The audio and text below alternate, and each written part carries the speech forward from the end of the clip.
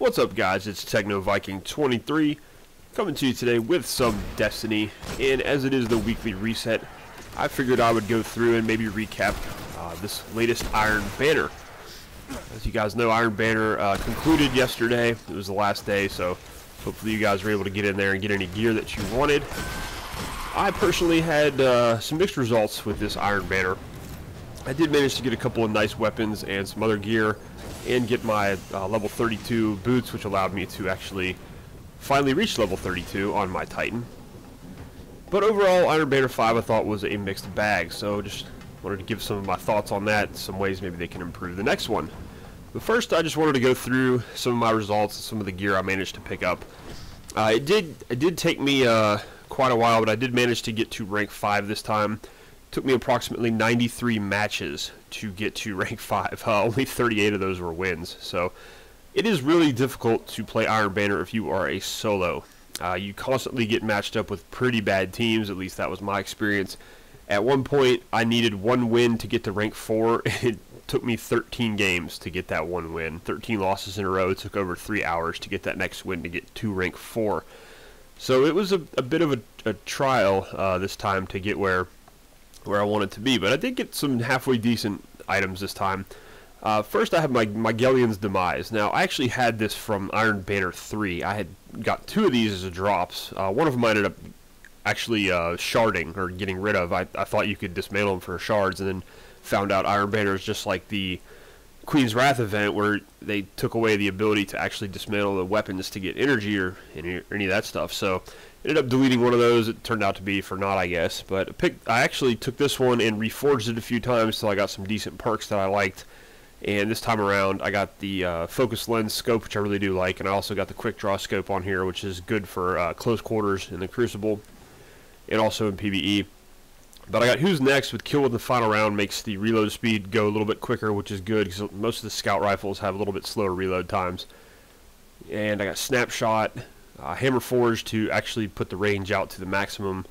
Custom Optics, Precision Glass for better zoom. Never really used this before, so it's not really one I'm too really care about. I do like Snapshot on here though for faster aiming. I probably switch back and forth between these top two. But I did get Firefly, so precision kills cause the target to explode. So basically, if you get any headshots with this weapon, it will cause your enemy to explode. Let's see if we can see right there. That's a pretty cool perk. That was probably the one of the coolest perks you can get on these weapons. Let's see if we can get another one here. Yep, that's just awesome. So if there's enemies around these guys, when those guys explode, it'll do more damage, which is pretty cool. But overall, pretty nice little scout rifle that I managed to reroll and get some decent perks on it. And then let's see, I also picked up, I'll get to Timur's Lash in a minute. Fellwinter's Lie was the shotgun they were offering at rank 4. And I'm not a big shotgun person. I'm not very good with shotguns. My aim with them is terrible, which for this one doesn't really help me because the rate of fire is very slow. But you guys can see it's got great impact.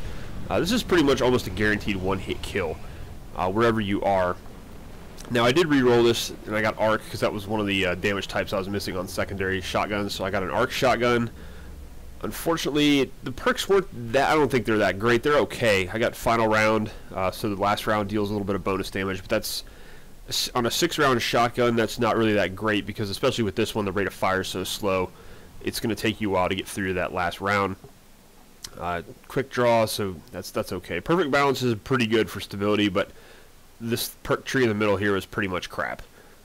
And I did get Shot Package, which is also a pretty solid shotgun perk, but by the time I got to the end of this, I didn't really have a lot of Motes of Light left, and I couldn't really reroll this anymore, but I'll probably use this sparingly, and especially when they do the damage buff in PvE, we'll see if it's any good. But in the Crucible, I'm not very good with shotguns, and I tend to not use them very often, but when I did use this through, I'm getting up to rank 5 in Iron Banner, it was pretty much a guaranteed one-hit kill if I could actually hit somebody with it. So great PvP shotgun if you guys are looking for one. I hope you were able to pick that up.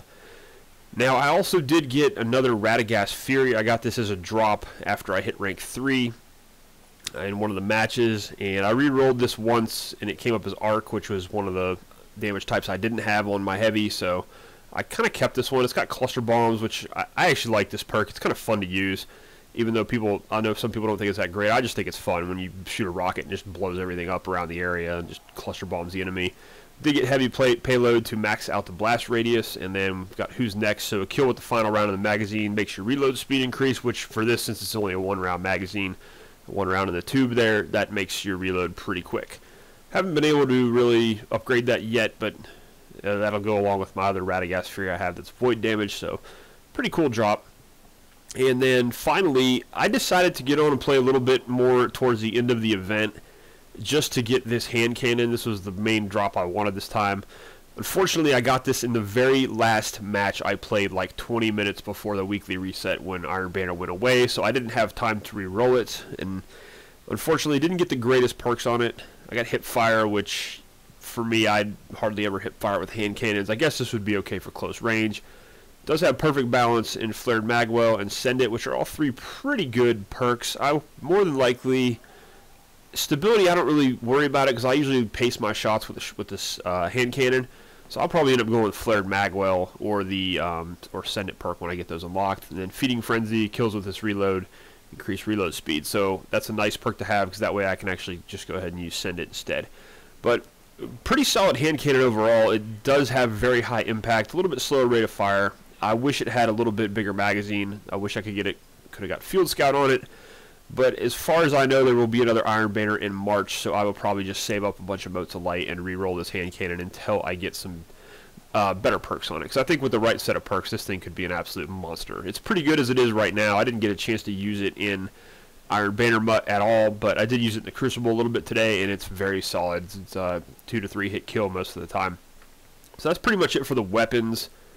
I think this time that was all I got. And then I picked up the Iron Regalia Greaves that have the level 36 light on them, so I was actually able to use these to get to level 32 because I was not getting the boots from the raid. So you can see there actually on my Titan I am now level 32. I've got the raid gauntlets in the raid chest, and I have the Iron Banner leggings. I also do have the Iron Banner gauntlets that are level 36. So really the only thing I'm missing in terms of a legendary for level 32 is a helmet, which I doubt I will ever get from the raid, but I do have an exotic, obviously, so that helps me stay at level 32. So overall, pretty decent time in Iron Banner in terms of the gear I was able to get this time. Now, despite that, there were some, dare I say, issues with this Iron Banner. Now, like I said, it took me 93 matches to get to rank 5.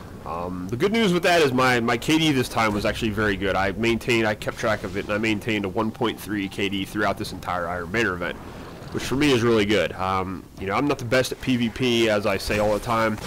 I actually started at, when I first started playing Destiny, I was like a 0.30. I was trash. I was terrible.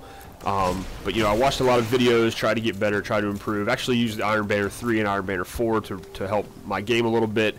Played a lot of matches and have managed to raise my KD up to a 0.92 before we started this Iron Banner. At the end of this Iron Banner, my overall KD was a 0.97, so it's still, you know, I'm working my way up to 1.0, and then I was able to actually get to 1.0 for the control part of the Crucible. So making some progress, getting up there, and you know, eventually I think I'm going to go positive. So that's exciting news. It was good in that aspect. Now the bad aspects of this Iron Banner. Oh wow, that was good. That's what I call the jackpot chest right there. You'll get those every so often. That's a pretty good little roll there.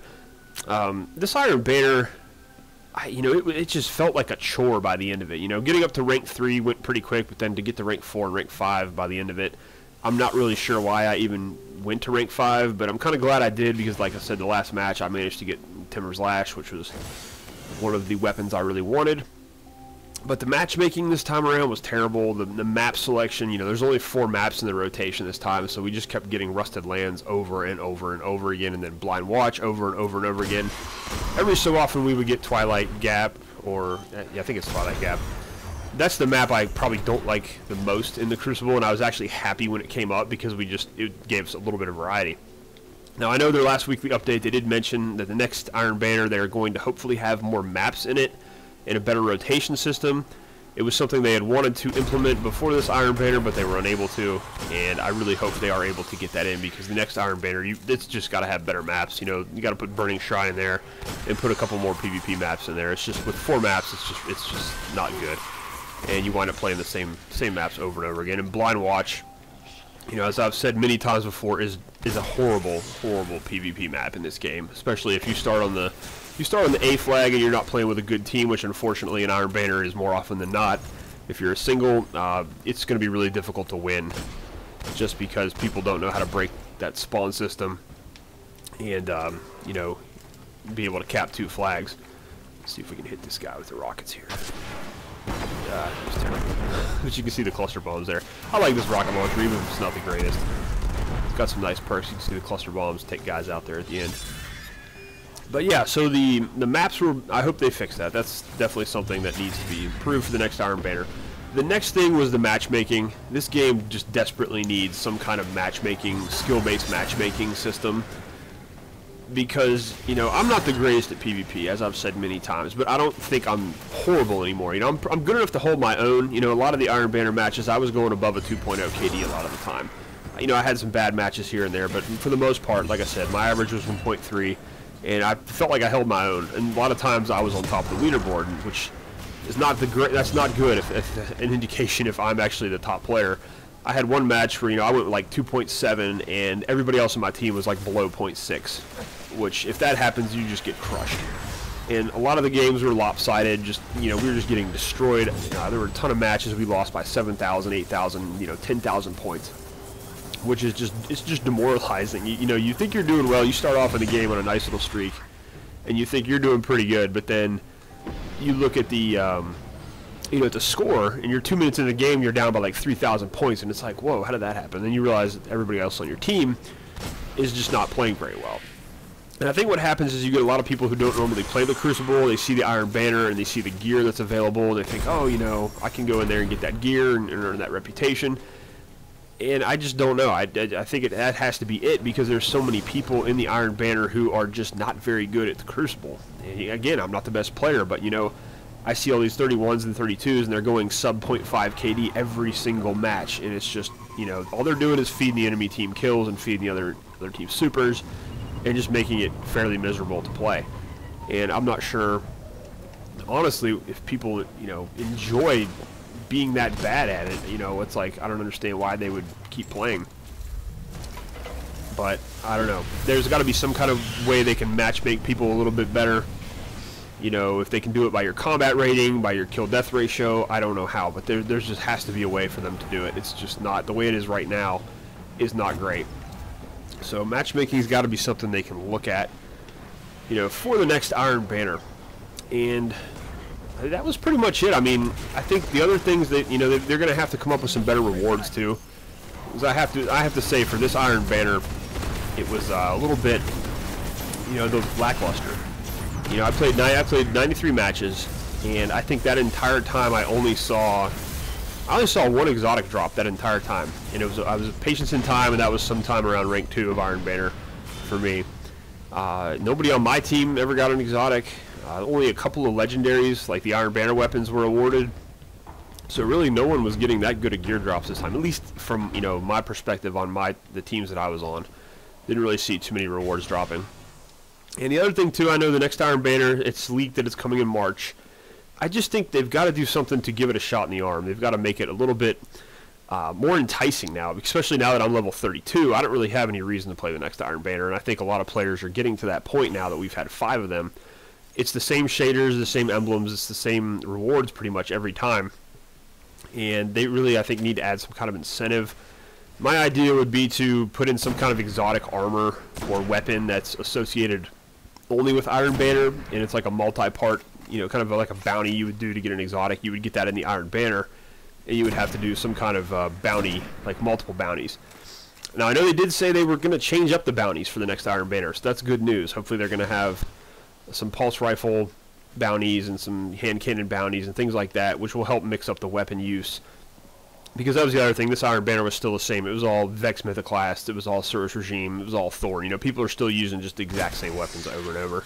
And towards the end, I was getting kind of bored, so I just was using my Red Death. And I actually went a couple matches with Bad Juju and just trying to mess around and have a little bit more fun with some different weapons. So I think that's good if they're going to have those new bounties in. It'll give people an excuse to use different weapons, and hopefully we won't have everybody running around with the same 3 weapons the entire time again, because that was really The one thing I did notice this Iron Banner was it's still the same. Everybody's still using the same weapons, and I don't really think the weapon adjustments are going to make that big of a difference, but I'm hoping I'm wrong and that they do, and people are going to start using some different weapons. But overall, they've just got to find another way to make Iron Banner more enticing, because, like I said, this time for me was a real chore, just getting to rank 4, and I'm not really even sure why I went to rank 5, because I didn't need to. I didn't need any of the gear that was offered, but I just hope that they add in some incentive to make the next one a little bit more exciting, a little bit more worth playing.